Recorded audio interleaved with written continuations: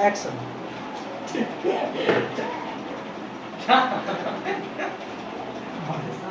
तो डरा दिया हमको, लगा मेरा कैमरा चला गया। गजब है यार तुम लोग, बैठे बैठे टीचर को हार्ट अटैक देता है। अब टीचर ही नहीं रहेगा तो पढ़ेगा क्या। चलिए, हम लोग बात कर रहे हैं एनर्जी के बारे में, और एनर्जी के बारे में बहुत सारी बातें आपको बता दी गई। एनर्जी मेनली आप अगर मैकेनिकल एनर्जी को देखें तो मैकेनिकल एनर्जी होता है काइनेटिक एनर्जी, और क्या होता है पोटेंशियल एनर्जी। सवाल ये है सर कि आपने काइनेटिक एनर्जी और पोटेंशियल एनर्जी को मैकेनिकल एनर्जी क्यों बोला।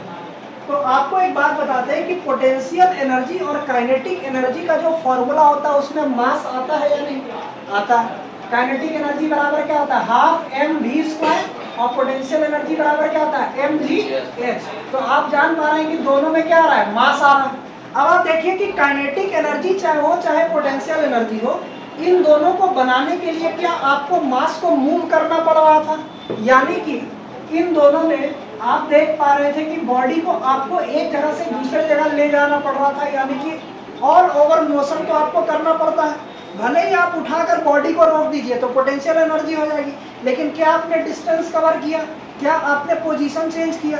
तो इस तरह का एनर्जी जिसमें मास और मोशन इन्वॉल्व होता है उसको हम लोग क्या बोलते हैं, मैकेनिकल एनर्जी।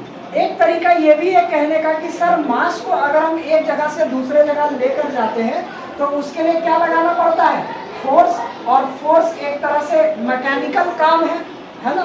तो मैकेनिकल काम है तो इसलिए इसको क्या बोला जाता है, मैकेनिकल एनर्जी। तो टाइप्स ऑफ एनर्जी में जो सबसे पहला कंसेप्ट है,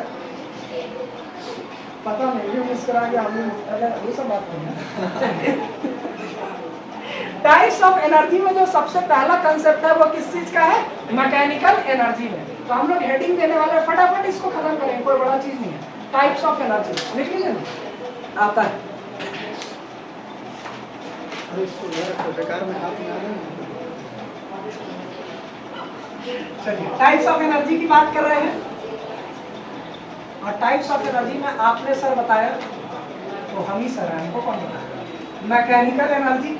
और मैकेनिकल एनर्जी जो होता है आप इस तरह से कह सकते हैं कि जब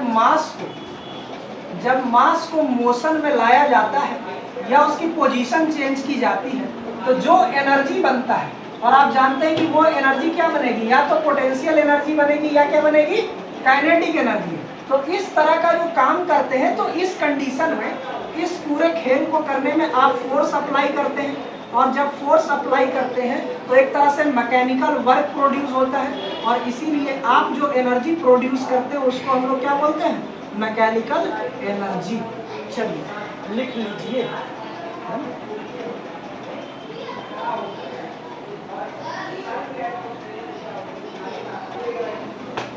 असल में आप ये कह सकते हैं कि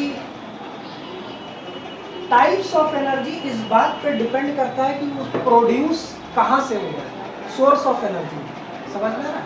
जैसे आप पढ़ते होंगे रिसोर्स के बारे में, तो आप बोलते होंगे सर मैन मेड रिसोर्स है, नेचुरल रिसोर्स है, तो ये सोर्स से बनता है कि वो कहाँ से आ रहा है। समझ पा रहे हैं। जैसे इलेक्ट्रिसिटी है तो वो मैन मेड रिसोर्स है, हमने बनाया है। लेकिन अगर आप पानी की बात करें तो पानी नेचुरल रिसोर्स है। उसी तरह टाइप्स ऑफ एनर्जी भी इस बात पर डिपेंड करता है कि उसका सोर्स क्या है। समझ रहे हैं। और उसका सोर्स अलग अलग जगह का होता है, तो वही हम लोग अलग अलग टाइप्स ऑफ एनर्जी पढ़ लेते हैं। तो आप ऐसे लिखना चाहते हैं कि टाइप्स ऑफ एनर्जी को आप बेस्ड ऑन सोर्स भी लिख सकते हैं, कोई बड़ी बात नहीं। अगर आपको कभी जीवन में ऐसा लगे कि कोई हमसे पूछ दे कि टाइप्स ऑफ एनर्जी अलग अलग प्रकार के क्यों होते हैं, क्योंकि सोर्सेज अलग अलग होते हैं। वो आगे हम लोग देखेंगे कि सोर्सेज अलग अलग कैसे होते हैं।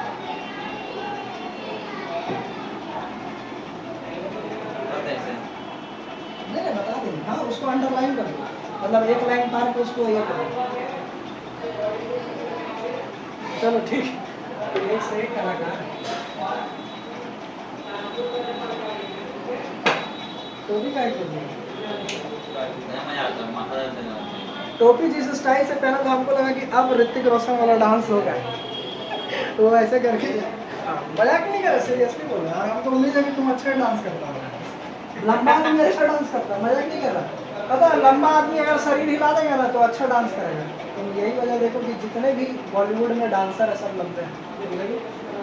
ध्यान दिए। हाँ, जो जो लंबा है बॉलीवुड में उसका डांस अच्छा है। छोटे लाला चलिए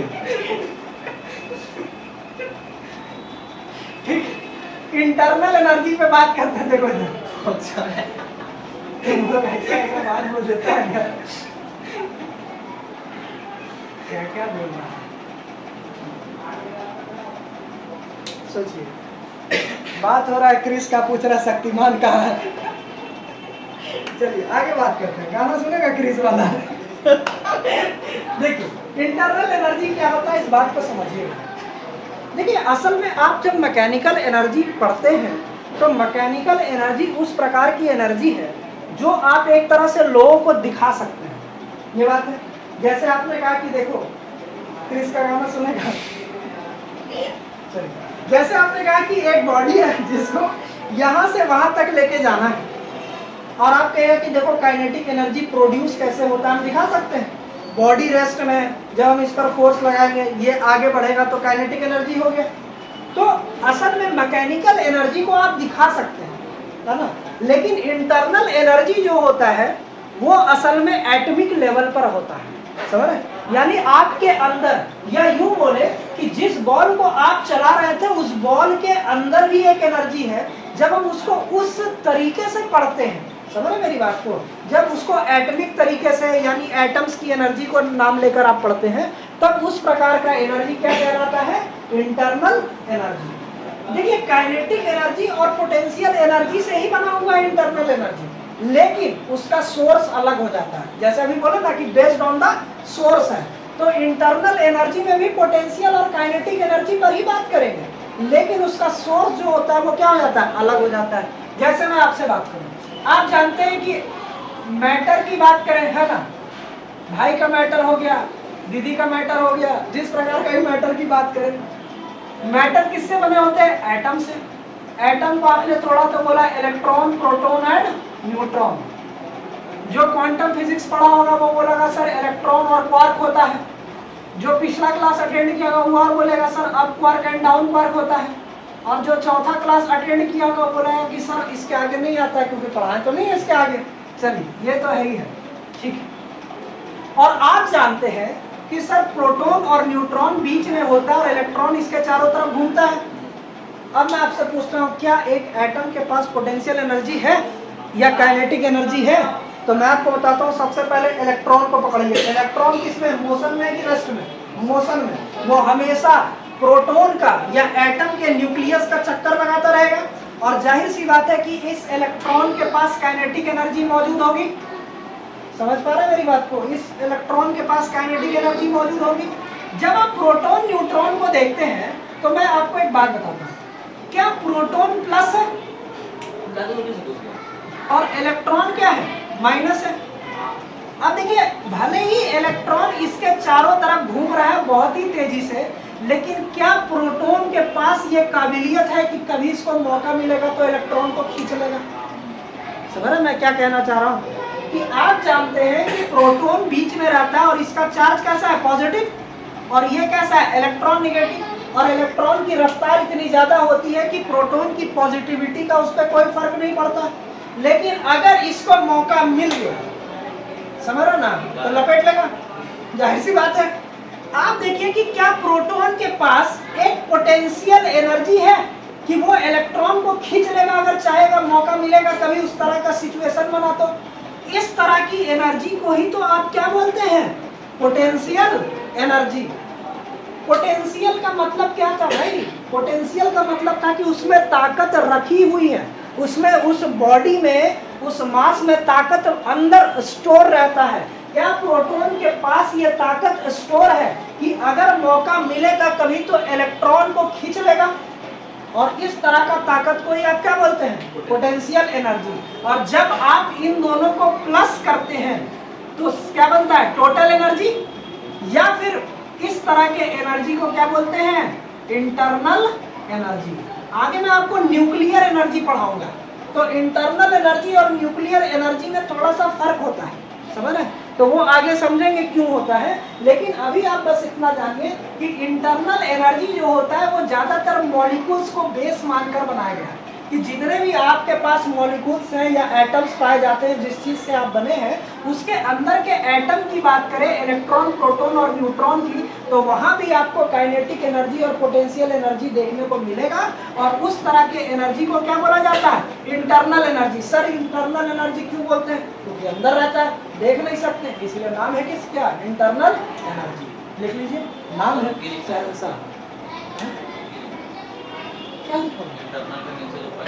मॉलिक्यूल्स है। आप खोल के देखो, CON है। नहीं मॉलिक्यूल्स है, लेकिन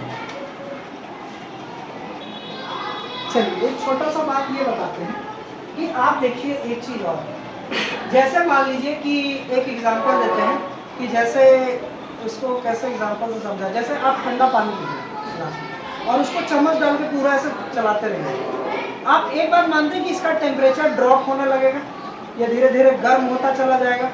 ये चीज महसूस नहीं है कभी? तो करो महसूस, समझ में?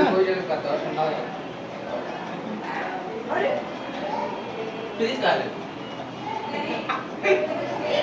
अरे ऐसा कुछ नहीं है यार, तुम देखना ठंडा पानी अगर आप लीजिए और उसमें ग्लूकोज डाल के मिलाइए तो उसका टेम्परेचर ड्रॉप होता है। अरे गरम हो जाता है ना, गरम तो बढ़ेगा टेम्परेचर। ओ सॉरी, टेम्परेचर बढ़ जाएगा, सॉरी चलिए, टेम्परेचर बढ़ जाता है, कोई बात नहीं। तो आप एक तरह से आप देखिए कि टेम्परेचर क्यों बढ़ा। एक रीजन तो मैं ये मानता हूँ कि फ्रिज में पानी रखा हुआ था, आप बाहर निकाले, टेम्परेचर ज्यादा है तो उसका टेम्परेचर, लेकिन उसका एक ऐसा रीजन होता है, फ्रिक्शन के कारण भी तो एक एनर्जी प्रोड्यूस होती है। सही बोला, इंटरनल एनर्जी का नहीं पानी वो अलग जगह पर तुम बोला, वो सही बोला, लेकिन तुम जहाँ उसको लगाया वो गलत लगाया। हम तो बताते क्या, दोनों बात बता देते हैं क्या होता है। देखिए सबसे पहला ये एग्जांपल समझ लीजिए कि जब आप उसको घुमा रहे होते हैं तो असल में आप वाटर मॉलिक्यूल में तहलका मचा रहे होते हैं। जब अब ये तहलका मचेगा तो क्या आप इलेक्ट्रॉन के वेलोसिटी को बढ़ा रहे हैं? क्या आप एटम के जो समंदर है उसमें तहलका मचा दिए हैं? क्या वो काइनेटिक एनर्जी बढ़ जाएगी? क्या वो पोटेंशियल एनर्जी बढ़ जाएगी? जब भी एनर्जी बढ़ती है उसके साथ क्या आता है? हीट आता है, समझ रहे हैं? और जैसे जैसे इंटरनल एनर्जी बढ़ेगा वैसे वैसे उसका टेम्परेचर भी क्या होगा? बढ़ेगा। अगर आपको याद होगा तो इसीलिए हम क्रिस का एग्जांपल देते हैं, क्योंकि क्रिस में लास्ट में जो आप सीन देखते हैं जिसमें विलन रहता है और वो पूरा का पूरा जो सूरज का रोशनी रहता है उसकी तरफ कर देता है, तो आप देखते हैं कि उसका जो सूट रहता है, उस सूट क्या रहता है? कचरा ही रहता है, तो जो वो पहन के रहता है वो पिघलने लगता है। क्यों पिघल रहा है? क्योंकि जितना ज्यादा वो एनर्जी ले रहा है उतना ही असल में जिस एटम में, जो एटम का वो सूट पहना हुआ है, मतलब जो एटम का क्या, हर एटम से नहीं होता, तो जो एटम उसमें है उसका जो काइनेटिक एनर्जी है इलेक्ट्रॉन का, वो क्या हो रहा है?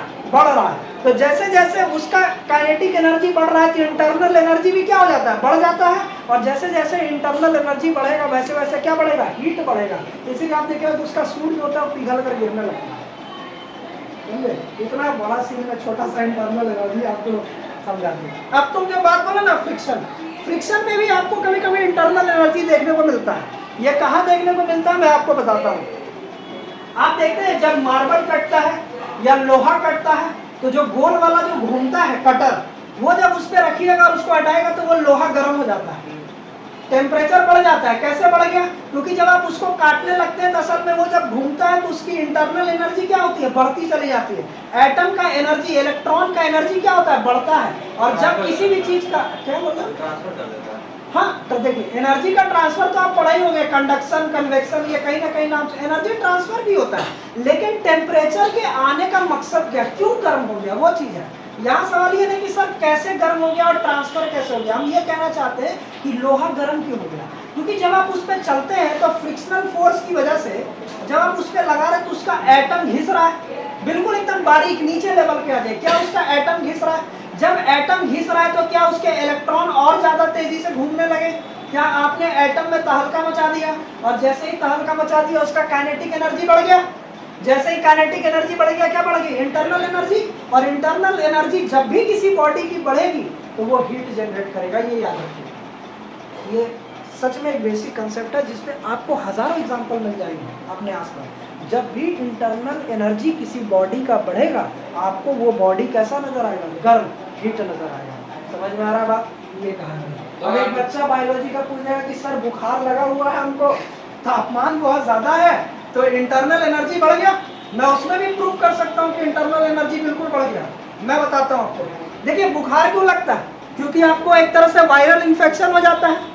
शरीर की एक कहानी है, हम लोग बायो भी पढ़ेंगे, शरीर की एक कहानी है कि व्हाइट ब्लड सेल आपकी रक्षा करने के लिए बना है। जब कोई वायरल चीज आपके शरीर में इंटर करता है तो बहुत सारे व्हाइट ब्लड सेल मतलब एक तरह से एक ही जगह पर एक्यूमुलेट होने लगते हैं। एक्यूमुलेट का मतलब होता है जाने लगना, समझ रहे? मतलब अटैक, मतलब होता है ना कि युद्ध छिड़ गया है, चलो भाई चलो, वैसा कंडीशन है कि सब जाने लगते हैं। क्या आपके शरीर में ब्लड सर्कुलेशन का मतलब स्पीड जो है वो बढ़ गया? जैसे ही ब्लड सर्कुलेशन का स्पीड बढ़ गया तो ब्लड अल्टीमेटली किसका बना हुआ है? एटम का। क्या आपके शरीर में इलेक्ट्रॉन्स बढ़ गए हैं? इलेक्ट्रॉन्स की रफ्तार बढ़ गई है। और जब इलेक्ट्रॉन्स की रफ्तार बढ़ रही है तो क्या आपके शरीर का इंटरनल एनर्जी बढ़ रहा है? इंटरनल एनर्जी बढ़ेगा तो वो बॉडी को क्या देगा? हीट देगा। तो आप बायो के साथ फिजिक्स भी मिला के पढ़ो, इसको बायो फिजिक्स बोलते हैं।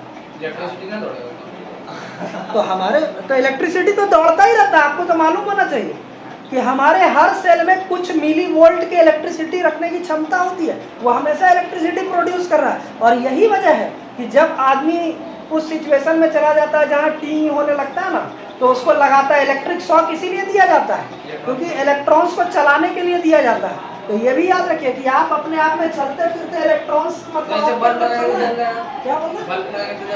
बिल्कुल किया जा सकता है, बिल्कुल किया जा सकता है। अगर तरीके से आपके शरीर में बने हुए इलेक्ट्रॉन्स के फ्लो का इस्तेमाल किया जाए और उस सर्किट से एक तरह से करंट को विड्रॉ कर दिया जाए तो बल्ब जल सकता है, बिल्कुल जल सकता है। देखिए आप लेकिन ये उम्मीद नहीं कीजिएगा कि सर इससे हम वेपर लाइट जला देंगे, वेपर लाइट नहीं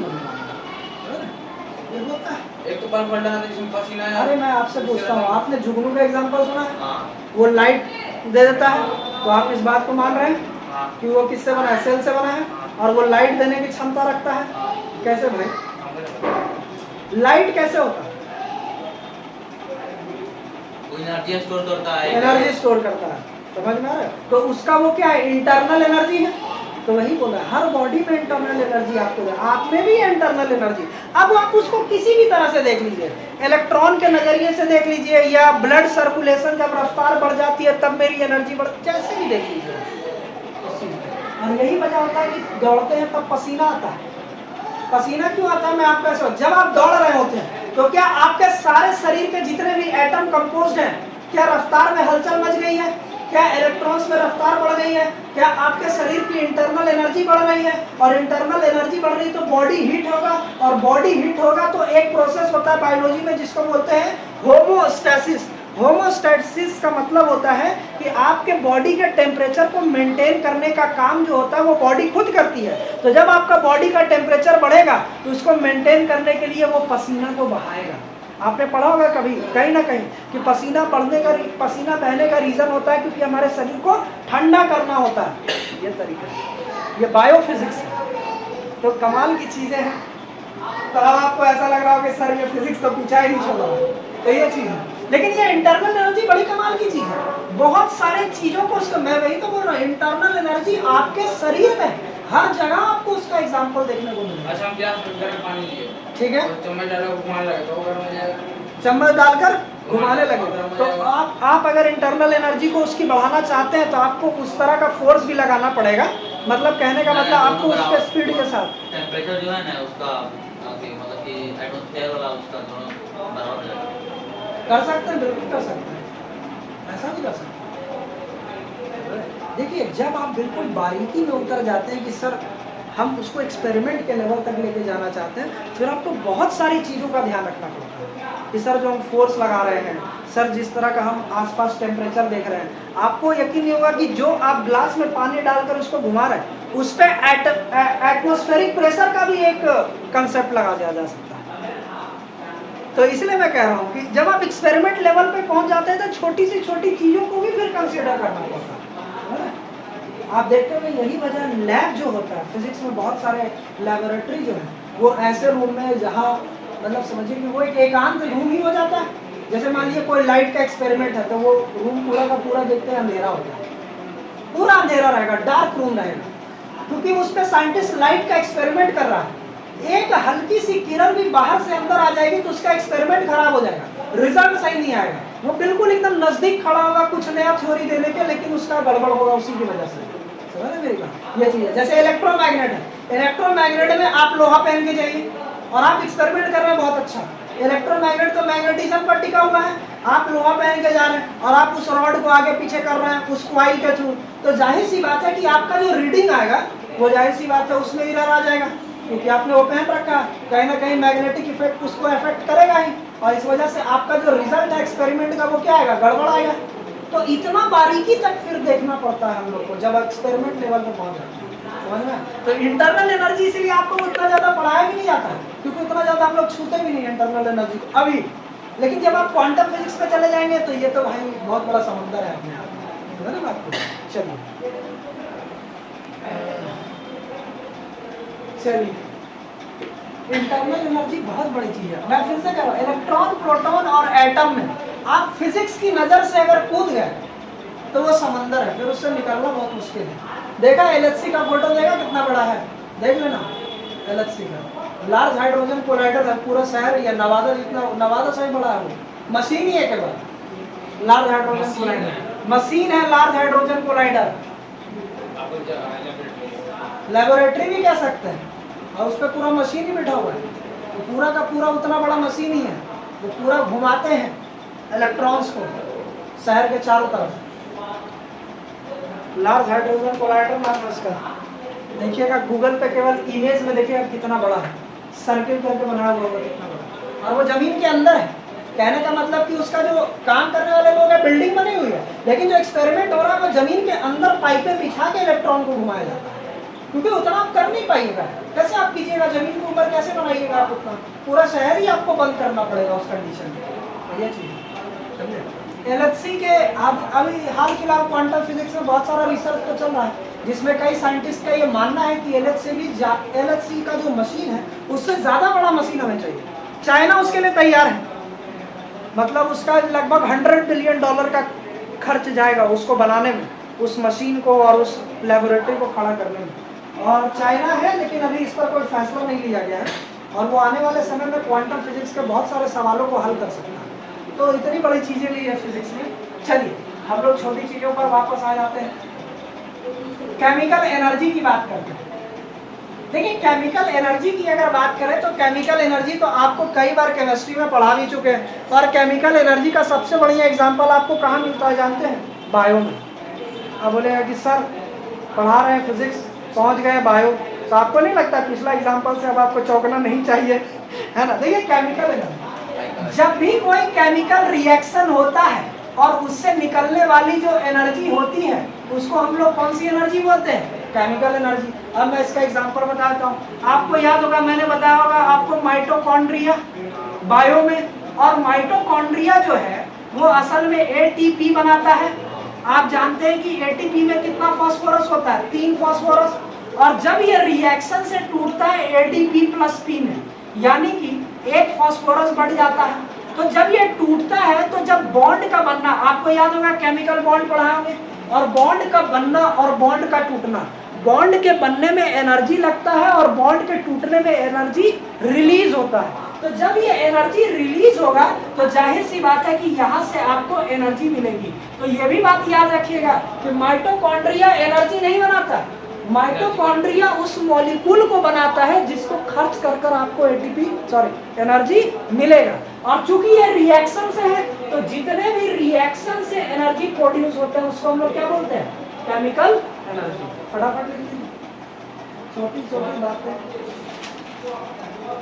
पढ़ा रहे हैं आप फिजिक्स, पहुंच गए यहाँ से बायोलॉजी में, और टॉपिक है केमिस्ट्री का। हाँ, तो इसीलिए तो साइंस की बुक एक ही है। पढ़ा रहे हैं फिजिक्स, एग्जाम्पल दे रहे हैं बायो का, और हेडिंग लिखा हुआ है केमिस्ट्री का, केमिकल एनर्जी। इसीलिए तो साइंस की एक ही किताब है। ऐसे अलग हो जाती है, लेकिन आप देखिए जिस लेवल पे अभी बात करें तो साइंस की सीढ़ी तो आपको एक ही किताब दिया गया, लिख लो। और क्या?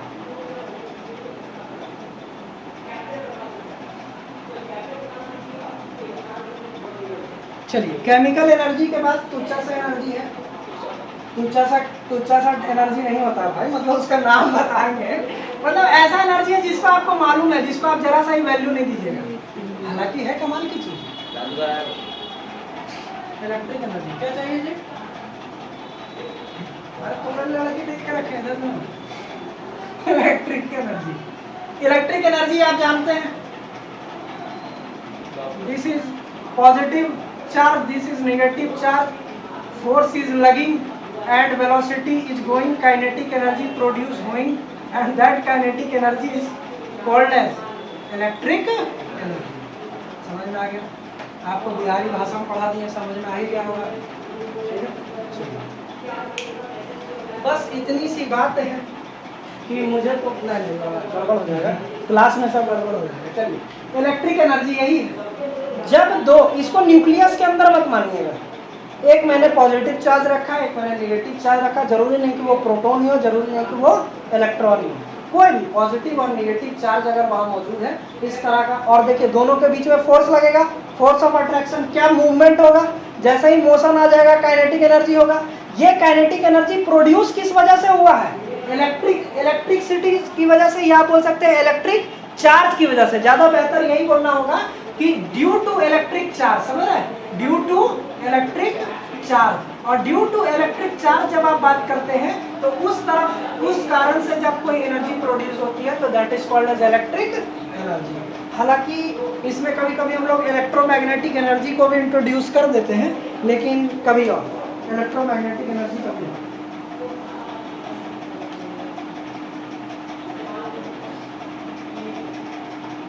बोलेगा कभी और करके सब तो पूरा फिजिक्स ही पढ़ा दिया।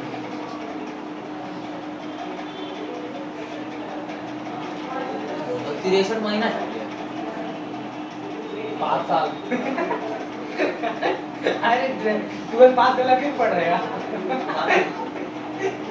तो आप हम मतलब 7 महीने में पढ़े इतना। हाँ। सोचिए तो नोट पढ़े ना, इसीलिए कहते हैं कि जब कोई व्यक्ति कहता है कि पढ़ते पढ़ते बूढ़ा हो गया तो चौंकिएगा नहीं, सच में लोग हो जाते हैं। इतनी डीप चीजें ही है कि पढ़ते पढ़ते हो ही जाता है। उसके बाद फिर तुम, वो तो ठीक है, उसके बाद फिर ग्रेजुएशन करेगा, उसके बाद पोस्ट ग्रेजुएशन करेगा, उसके बाद पीएचडी करेगा तो आइंस्टीन साहब के बराबर हो जाएगा, उसमें तक बराबर होगा। उनके बाद थ्योरी देगा कि नहीं देगा वो नहीं मालूम, लेकिन उनके एजुकेशन के बराबर हो जाएगा। तुम साथ में नहीं जोड़ रहे, जनवरी वेलकम टू, अगर से कम है जोड़ा, इसका मत देखिए। चलो welcome to AD classes coaching centre, ठीक है। चलिए अगला जो है कौन सा नंबर है? 5वां नंबर है जी, तीसरा है, 4था नंबर है ना? कितने एनर्जी होता बस इतना ही पढ़ाएंगे आपको न्यूक्लियर एनर्जी का। देखिए तो 2 एनर्जी होता है, अरे 2 बात की तो चालू बात बोले 2 पढ़ाएंगे फिर 400 पढ़ गए, बोल दिए होंगे। हम लोग तो ऐसे बोल ही देते हैं, कितना खाएगा 2-4 समोसा, पता ही नहीं है 2 के चक्कर में 4 खा लिया। तो यहाँ भी वही मामला है कि सर 2 टाइप ऑफ एनर्जी बता के 4 बता दे रहे हैं, है ना। सिलेंडर है, जितना आ जाए अच्छा ही है। चलिए न्यूक्लियर एनर्जी के बारे में बात करते हैं। देखिए न्यूक्लियर एनर्जी और इंटरनल एनर्जी में अंतर होता है। न्यूक्लियर एनर्जी की जो बाउंड्री होती है वो पहले समझिए। न्यूक्लियर एनर्जी में इलेक्ट्रॉन को बाहर रखा जाता है। न्यूक्लियर एनर्जी जो बनता है वो केवल प्रोटॉन और न्यूट्रॉन से बनता है। सबसे पहले इस बात को समझ लीजिएगा, समझ रहे हैं मेरी बात को। अगर आपको इंटरनल एनर्जी और न्यूक्लियर एनर्जी में फर्क समझना है तो इंटरनल एनर्जी में इलेक्ट्रॉन होता है, न्यूक्लियर एनर्जी में हम इलेक्ट्रॉन को उससे बाहर रखते हैं। अब सवाल ये है सर कि इलेक्ट्रॉन को बाहर रख दिया तो प्रोटॉन और न्यूट्रॉन स्टेबल है, और प्रोटॉन और न्यूट्रॉन स्टेबल है तो न्यूक्लियर एनर्जी में केवल आपको क्या दिखेगा? Potential energy. प्रोटॉन और न्यूट्रॉन असल में कहाँ रहता है एटम में? न्यूक्लियस में। और इससे क्या बनते हैं? Nuclear bomb. सुना ना नाम, न्यूक्लियर बॉम्ब इससे कैसे बनता है? कैसे बनता है मैं आपको बताऊंगा, लेकिन उसके लिए आप आईमैक्स में ओपेनहाइमर मूवी देख लीजिए, है ना, सबटाइटल के साथ, हिंदी में भी आता है, बहुत अच्छी मूवी है। उन्होंने न्यूट्रॉन फ्यूजन को ही बताया, न्यूक्लियर एनर्जी का इस्तेमाल किया। देखिए क्या होता है न्यूक्लियर एनर्जी, इस बात को समझाना। आपको पढ़ाया गया था क्वार्क और अप क्वार्क और डाउन क्वार्क, है ना। Up quark and down quark पढ़ने के बाद आपको पता होगा कि प्रोटॉन और न्यूट्रॉन एक दूसरे को समेट कर क्यों रखता है। तो हम यहाँ डायरेक्ट कह सकते हैं कि प्रोटॉन और न्यूट्रॉन के पास भी एक फोर्स होता है, अट्रैक्टिव फोर्स। बहुत बच्चा ये सवाल करता है सर प्रोटॉन पॉजिटिव है और न्यूट्रॉन क्या है, न्यूट्रल है, तो दोनों एक दूसरे को जोड़कर कैसे रखेगा। क्योंकि मैंने आपको बताया था कि प्रोटॉन में 2 अप क्वार्क होता है और एक डाउन क्वार्क होता है, और न्यूट्रॉन में 2 डाउन क्वार्क होता है और एक अप क्वार्क होता है। ये क्वांटम फिजिक्स है, लेकिन इस पर हम लोग ज़्यादा नहीं जाएंगे। लेकिन आप बेसिक मामले में ये समझ सकते हैं कि सर प्रोटॉन और न्यूट्रॉन भी किसके बने, क्वार्क के बने हैं, और क्वार्क के अरेंजमेंट की वजह से प्रोटॉन और न्यूट्रॉन के बीच में भी एक अट्रैक्टिव फोर्स होता है। वहाँ प्लस और जीरो वाला काम मामला नहीं चलता। समझ पा रहे मेरी बात को? तो उतना ज़्यादा दिमाग नहीं लगाना अगर आपको समझ में नहीं आ रहा है। तो बेसिक बातें बस इतनी है कि प्रोटॉन और न्यूट्रॉन भी किसके बने होते हैं, क्वार्क के। किसके बने होते हैं, क्वार्क के। और ये जो क्वार्क होता है ये 2 प्रकार का होता है। कहाँ चला गया भाई, चलिए मार्कर बदल दिया गया है, हमको तो लगा ये कहाँ चला गया भाई, दिख ही नहीं रहा। चलिए, प्रोटॉन एंड न्यूट्रॉन क्वार्क के बने होते हैं, और क्वार्क 2 प्रकार के होता है, एक अप क्वार्क होता है और एक क्या होता है, डाउन क्वार्क। आपको ज्यादा ये समझने की जरूरत नहीं है, बस मैं इतना कहना चाहता हूँ कि अप क्वार्क और डाउन क्वार्क का जैसा नेचर होता है ये एक दूसरे को पकड़ कर रखते हैं। प्रोटॉन और न्यूट्रॉन में दोनों पाया जाता है, और उस अरेंजमेंट की वजह से प्रोटॉन और न्यूट्रॉन में अट्रैक्टिव फोर्स रहता है। समझ पा रहे हैं यहाँ तक? प्रोटॉन एंड न्यूट्रॉन में जब अट्रैक्टिव फोर्स लगता है तो जाहिर सी बात है कि एक तरह से आप ये कह सकते हैं कि सर अगर मैं प्रोटॉन और न्यूट्रॉन एक साथ जुड़े हुए हैं तो जाहिर सी बात है कि ये एक बॉन्ड का फॉर्मेशन कर रहे हैं अपने आप में। ये वो बॉन्ड नहीं है जिसको आप केमिकल बॉन्ड बोल सकते हैं। समझ पा रहे बात को? ये एक तरह से क्वार्क बॉन्ड बोल सकते हैं आप इसको, समझ रहे? क्वार्क बॉन्ड एक अट्रैक्टिव बॉन्ड बना हुआ है। और आपको जैसा कि बताया गया कि किसी भी बॉन्ड को अगर आप तोड़िएगा, किसी भी बॉन्ड को अगर आप तोड़िएगा तो क्या रिलीज होगा, एनर्जी। जब आप न्यूट्रॉन को तोड़ते हैं तो उसको बोलते हैं फ्यूजन। क्या बोला जाता है? आपने सुना होगा एक नाम जिसको बोलते हैं न्यूक्लियर फ्यूजन, यानी न्यूक्लियस को तोड़ना। जब आप न्यूक्लियस को तोड़ते हैं तो असल में आप क्या कर रहे होते हैं, प्रोटॉन और न्यूट्रॉन के पवित्र बंधन को आप अलग कर रहे होते हैं। समझ में? तो जब उस पवित्र बंधन को अलग किया जाता है तो वो बंधन इस दुनिया में इतना मजबूत बंधन है कि जब वो टूटता है तो हिरोशिमा और नागासाकी भी उड़ जाता है। इसी कंसेप्ट पे बनाया गया था, ओपेनहाइमर ने बनाया था न्यूक्लियर बॉम्ब। क्यों बनाया था? उनको एटॉमिक बॉम्ब का जनक कहा जाता है। वो क्वांटम फिजिस्ट है, है ना, थ्योरेटिकल फिजिस्ट है वो, और इसी पर रिसर्च कर रहे थे। और जब वो काम कर रहे थे तो न्यूक्लियर फ्यूजन, उनके टाइम पे न्यूक्लियर फ्यूजन डिस्कवर नहीं हुआ था, लेकिन जैसे ही डिस्कवर हुआ न्यूक्लियर फ्यूजन, ओपेनहाइमर ने नहीं किया न्यूक्लियर फ्यूजन की डिस्कवरी, उस समय एक साइंटिस्ट ने की थी न्यूक्लियर फ्यूजन की डिस्कवरी। जब आप एक मूवी दिखेगा ओपेनहाइमर, बहुत अच्छे से बताया गया उसमें। तो जब न्यूक्लियर फ्यूजन आ गया तब एक जगह है, देखिए ना मूवी में एक नाम बताया, हम भूल गए हैं। नहीं, अमेरिका में ही है, एजोलोस करके एक जगह है, पता नहीं नाम बिल्कुल नहीं, लॉस एंजल्स में कौन बम बनाता है भाई। उन्होंने 3 साल बकायदा ओपेनहाइमर ने अपने साइंटिस्ट के ग्रुप को रखा और न्यूक्लियर फ्यूजन के रिएक्शन को अंजाम दिया। और न्यूक्लियर फ्यूजन के रिएक्शन को अंजाम जब दिया गया तो उसी से निकल कर आया क्या, एटॉमिक बॉम्ब। और यही एटॉमिक बॉम्ब जो है हिरोशिमा और नागासाकी पर गिराया गया। तो आप जो पढ़ रहे हैं न्यूक्लियर एनर्जी, ये छोटी मोटी एनर्जी नहीं है, ये एक ऐसी एनर्जी है, ये एक ऐसी एनर्जी है जिसने हिरोशिमा और नागासाकी तक को रुला दिया। प्रोटॉन और न्यूट्रॉन को तोड़ना, समझ रहे, ना उस समय बेहतर था ना आज बेहतर है, ये बता देते हैं। प्रोटॉन और न्यूट्रॉन को तोड़ना बड़ा मुश्किल होता है, लेकिन अगर आप प्रोटॉन और न्यूट्रॉन को जब तोड़ते हैं तो उससे जो एनर्जी रिलीज होता है उसको हम लोग न्यूक्लियर एनर्जी बोलते हैं, या फिर उसको न्यूक्लियर फ्यूजन बोलते हैं। फ्यूजन का मतलब होता है न्यूक्लियस को तोड़ना, और जब आप न्यूक्लियस को तोड़ते हैं तो एटॉमिक बॉम्ब जैसा खतरनाक चीज पैदा होता है। समझ में? क्या सोच के बनाया कि एटॉमिक बम बनाना है? उसको तबाह उस समय देखिए हो क्या रहा था कि उस समय जंग छिड़ी हुई थी और वो समय था 1945 का, जर्मनी उनके सामने खड़ा था और उनको लगा कि जर्मनी को जीतना है तो हमें एक ऐसा बॉम्ब बनाना होगा जो कहीं ना कहीं इस युद्ध की समाप्ति कर दे। ओपेनहाइमर ने जब इस प्रोजेक्ट को कंप्लीट किया तब असल में क्या हुआ कि जर्मनी ने घुटने टेक दिए थे और अमेरिका चाहता तो वहां पर रुक जाता, लेकिन उन्होंने अपने इस प्रदर्शन के लिए जापान को निशाना बनाया। जरूरी नहीं था हिरोशिमा और नागासाकी पर बॉम्ब गिराना, लेकिन उन्होंने गिराया क्योंकि वो प्रदर्शन करना चाहते थे, अमेरिका को विश्व गुरु की तरह स्थापित करना चाहते थे। और उसके बाद फिर क्या हुआ कि ओपेनहाइमर ने कहा कि अगर हम एटॉमिक बम बनाएंगे तो एक रेस दुनिया में चालू हो जाएगी जो दूसरा देश इससे ज्यादा भयंकर बम बनाने का प्रयास करेगा। और ये हुआ, अमेरिका और रसिया के बीच में शीत युद्ध छिड़ गया, कोल्ड वॉर छिड़ गया, जिसमें न्यूक्लियर बॉम्ब का रेस चालू हो गया। तो ये यहाँ तक न्यूक्लियर एनर्जी का खेल है। सोचिए, फिजिक्स की एक न्यूक्लियर एनर्जी की खोज ने एक मतलब अमेरिका को विश्व गुरु बना दिया था 1945 के बाद। मजाक नहीं है ये। चलिए तो फिर हमें छोड़ देते हैं बनाता। ठीक है, तो आज के लिए इतना ही। टाइप्स ऑफ एनर्जी आपको पढ़ा चुके हैं। बेसिक बात यह है कि जो टाइप्स ऑफ एनर्जी होती है वो सोर्सेस के बेसिस पे किया जाता है। पोटेंशियल एनर्जी और काइनेटिक एनर्जी हर जगह देखने को आपको मिलता है, और जिस कारण से, जिस सोर्स से वो बनता है, जिस सोर्स की वजह से उसमें चेंज आता है, उस सोर्स के हिसाब से उसका नाम दिया गया। और जिसमें सबसे खतरनाक आपको बताएं न्यूक्लियर एनर्जी, जिसने एटॉमिक बॉम्ब का रूप लिया, डाउन क्वार्क है। ये क्वांटम फिजिक्स की चीजें हैं, लेकिन कभी फुर्सत में बताएंगे और। लेकिन ठीक है, आज के लिए इतना है ना। कमेंट, सब्सक्राइब ये बोलना पड़ता है क्या? ठीक है।